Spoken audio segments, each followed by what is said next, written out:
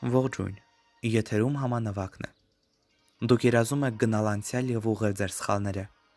Դուք երազում եք մեկնել ապագա և այն դարձնել լուսավոր։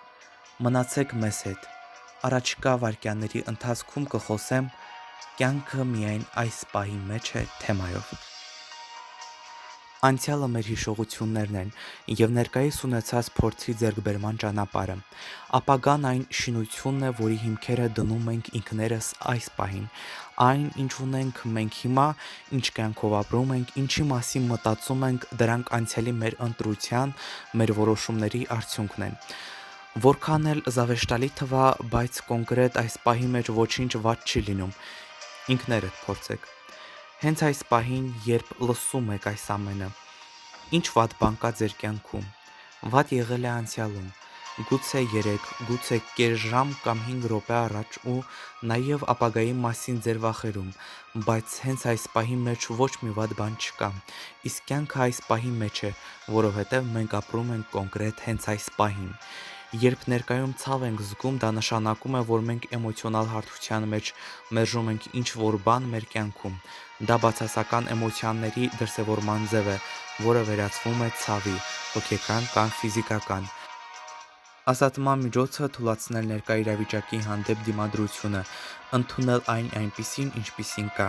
Ընդունեք, որ ներկա պահը ձեր ունեցած միակ հարստությունն է, որովհետև ժամանակ ասված է հենց ներկան է, ու եթե նախկինում մեծ մասամբ գտնվում էիք ժամանակից դուրս, այսինքն անցյալում, ձեր հուշերում,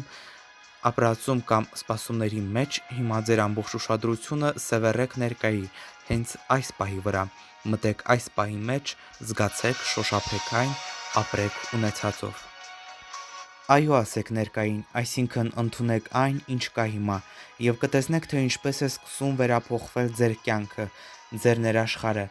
և ամեն բան շրջապատում սկսում է աշխատել ի շահ ձեզ։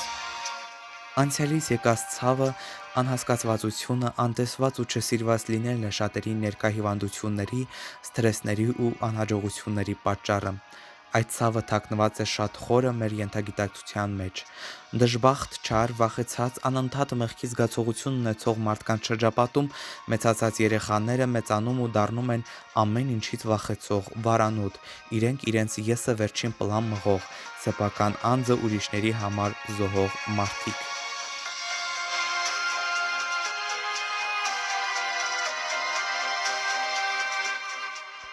Եթերում համանվակն էր։ Ձեզ հետ էր Վովա Արզումանյանը։ Կհանդիպենք։